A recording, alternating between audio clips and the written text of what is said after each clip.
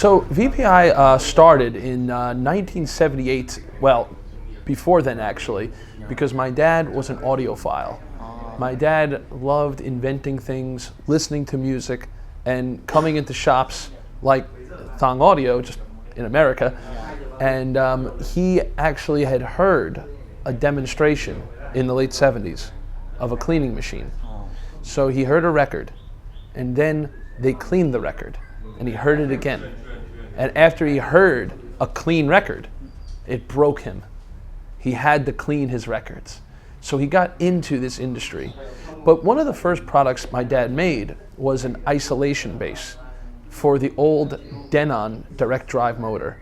So he started with the HW9 and then went from there, eventually making the HW19 and so forth.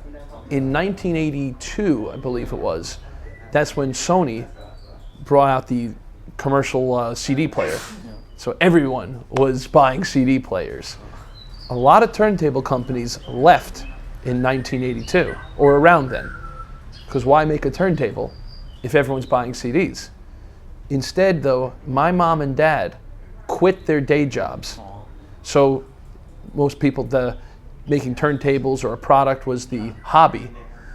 My mom and dad left their actual jobs to run it. And I asked my dad, I said, Dad, I'm glad you stayed with VPI, but are you crazy? Why? Why would you leave your paying job for an industry, turntables, that are dying because of the CD player? And he did this again in 1982, and he told me that, simple answer, he loved music and he loved making turntables. So he continued with it. In the late 80s, early 90s, at that point, VPI had grown and moved out. It started in my dad's basement. So my mom and dad, my dad built the tables in the basement, and my mom did the office work upstairs in the kitchen while making breakfast. And my dad, who's Harry Weisfeld, and my mom, Sheila Weisfeld, are the ones who started the company. And after the initial cleaning machine and the reviews, the joke of it was that there was good news and bad news about the first review. My dad asked, well, what's the good news? My mom said, you got an order for those cleaning machines you make. So my dad said, that's great. What's the bad news? It's for 500. Get working. Then going forward with the timeline, around the 90s, we moved to New Jersey and moved into an actual factory since it had grown. Then we started to have actual employees, because it was originally just my mom, my dad, and my grandma, who's still in the company and 92 years old. My grandma? Yeah. Throughout this, we had the Scout turntable, we had the TNT turntable, we had the classic turntable throughout the years. 7 years ago, getting the timeline in my head, I eventually took over. Unfortunately, a couple of things had happened. In the 90s, my brother, Jonathan Matthew Weisfeld, he was the one who should have taken over VPI. He loved it. He worked in the factory. He helped my dad design the JMW tone arm. But then he was killed in a car accident in the 90s. So the HW40, as mentioned with the history, is the culmination of engineering for VPI of 40 years. We designed and made our own motor, our own drive system.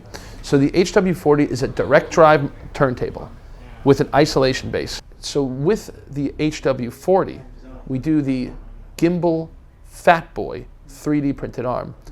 The Fat Boy is a newer tone arm for VPI with a triangular to rounded 3D printed resonance canceling shape. And it's all made to have the tone arm have no tone. So the cartridge, at the end, the stylus can do its job, which is the history of VPI. Each of the anniversary tables have a limited serial number, 1 out of 400, 2 out of 400, and so forth, and a special limited redwood finish that after the 400, it's gone. Well, you know, my first impression is to highlight the Avenger, but I think I'd rather highlight the Cliffwood. Now, the reason I'd say the Avenger is because it's a sandbox. You can do anything with it. Multiple tone arms, different feet, different drive systems. But I've been excited about the Cliffwood. The Cliffwood turntable is an entry-level table. That's really what I'd like to talk about, because it's a starting point for new listeners. Anyone who wants to get into the VPI family, I'm more interested in the customer who wants to get started. Maybe they don't know me. Maybe they don't know VPI or any of this big expensive stuff yet, but they're interested. They want to listen to music. They want to listen to their records. That's why I've been excited about the Cliffwood. The Cliffwood comes standard with a 9-inch gimbal tone arm, a machined aluminum platter. Well, the tone arm is also all machined aluminum. Comes mounted with an Audio-Technica cartridge and motor, a chassis, everything. Everything is built in so that when you take it out of the box, you're ready to listen. Take a Cliffwood out of the box, put the record on, and listen.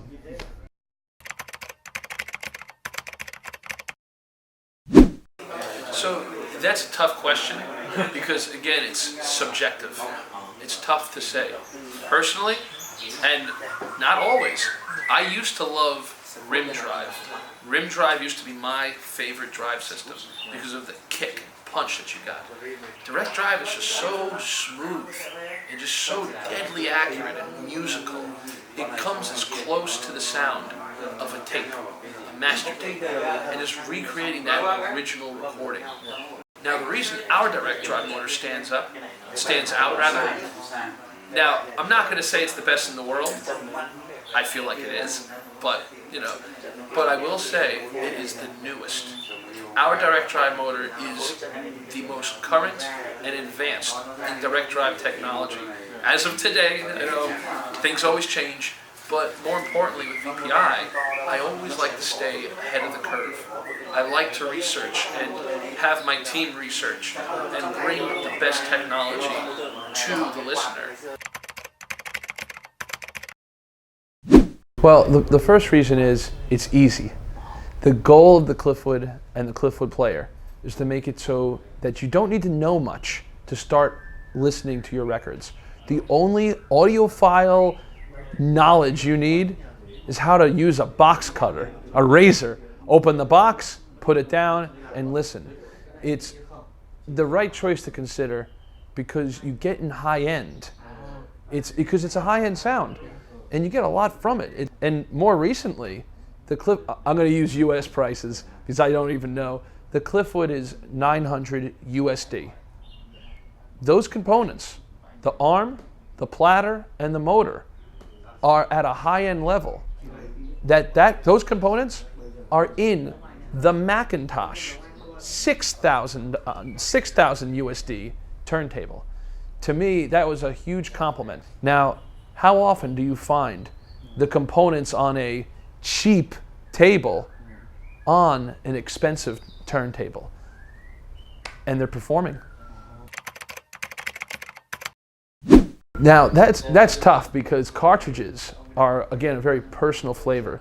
Every cartridge has a different sound, and you have to know your equipment because some cartridges just don't sound good with some electronics. Now, on the VPI side, most cartridges will sound good.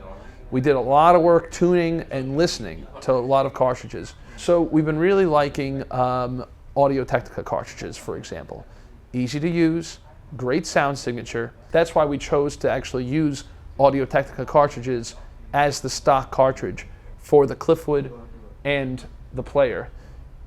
For the HW40, I recommend the ART 1000 of the Audio-Technica line because it's a middle-of-the-road price range that fits with it.